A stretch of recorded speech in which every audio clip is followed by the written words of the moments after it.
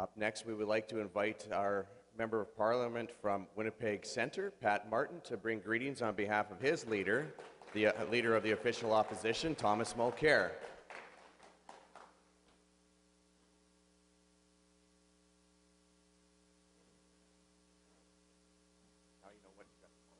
I'm just saying to President Chartrand, that makes it easy. It's like having the hammer rock in curling. I get to see what the other guy says first. Good morning, ladies and gentlemen, President Chartrand, directors and cabinet members and senators of the Manitoba Métis Federation, my colleague, Carolyn Bennett, and former colleague, a special pleasure to see you here, Anita Neville. It's a great pleasure for me to be here representing the leader of the NDP, the official opposition, and the federal NDP caucus.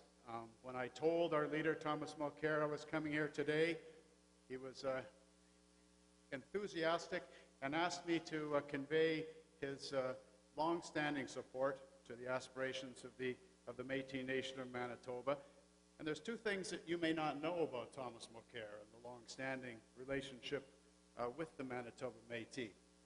The first thing is that on that day in November of 1885, when Louis Riel was executed, there was a famous speech made on the Champ de Mars in downtown Montreal. 50,000 people attended. And believe me, in 1885, 50,000 people is a big crowd. The man who gave that speech, Honoré Mercier, went on to become the Premier of Manitoba, gave a speech that many have compared to Martin Luther King's I Have a Dream speech for the Francophone people of Canada. It's a beautiful speech. I have copies of it in both languages, lamenting the judicial murder of Louis Riel.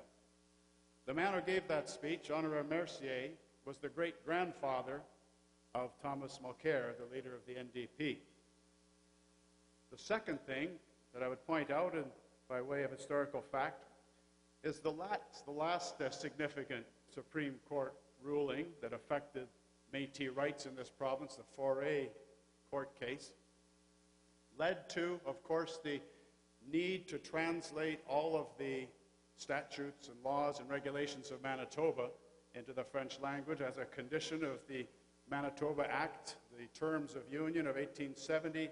Louis Riel negotiated that his people, that all people in this province should have minority language rights and equal access to the courts. Ironically, he was doing that on behalf of the English-speaking minority, not the French-speaking minority of the time. But the person that was hired to come to Manitoba by the NDP government in the 1980s to translate all of Manitoba's statutes and laws and regulations was a bright young lawyer from Montreal named Thomas Mulcair. Thomas moved to Manitoba to make manifest that promise to Louis Riel so that at least that part of the Manitoba Act of 1870 was in fact put into effect.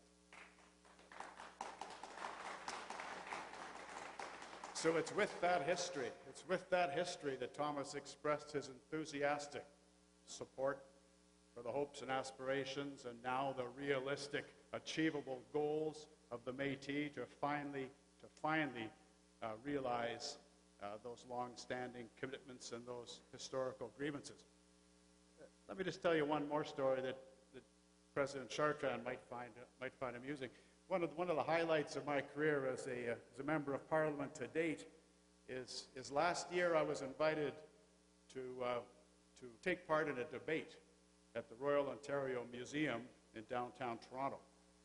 700 tickets were sold, $75 each, and the topic of the debate was Louis Riel deserved to hang. And the person that I had to debate was a name that's known to you, Tom Flanagan. Now, I think the reason they sold 700 tickets to that thing is they expected it to be a bloodbath or a cage match or something. They're going to put the most neoconservative, right-wing, anti-native rights spokesperson in the country up against a socialist, trade unionist supporter of those same native rights, put us in a cage at the front of 700 people and see how it goes. The reason it was one of the highlights of my career as a member of Parliament is I'm proud to report to you here today that I mopped the floor with the guy. I kicked his ass, in fact. And when they put it to a vote, at the end of the debate, these 700 largely middle-class, white, Anglo-Saxon, Protestant Canadians in downtown Toronto voted 3/4 to 25%. 75% of them voted in favor of my position and against Tom Flanagan, that Louis Riel did not deserve to hang. It was one of the greatest historical injustices in the history of Canada.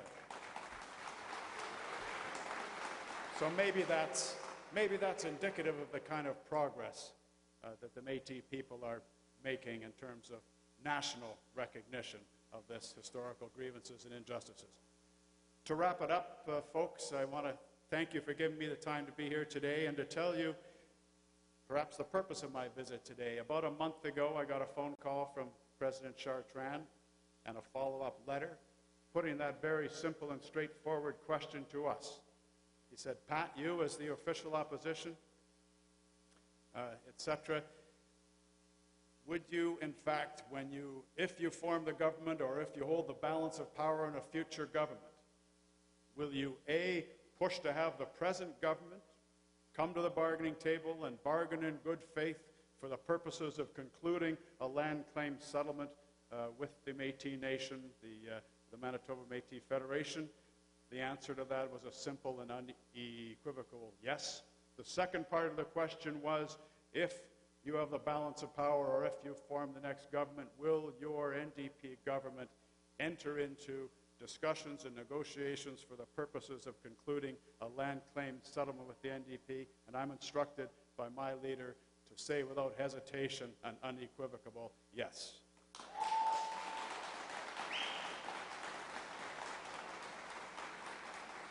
So that concludes the message I wanted to bring to you here today, my friends. The last thing I'll leave with you is, with consultation of the Board of Directors, it's my intention to put forward once again a private member's bill in Parliament that has been moved before by my colleague Reg Alcock, that has been moved before, in fact, by Bloc Québécois members, and that is to once and for all exonerate Louis Riel from his conviction for treason.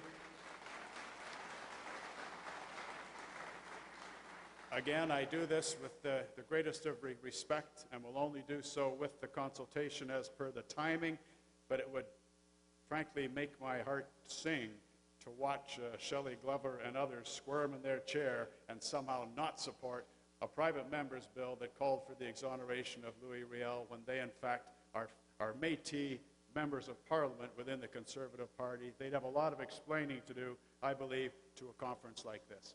That's all I have to share with you. Thank you for making time on your agenda to have me here today. Absolutely. So yes, again, on behalf of the President and Board of Directors, Pat, we would like to present you with this gift of our appreciation for being here today.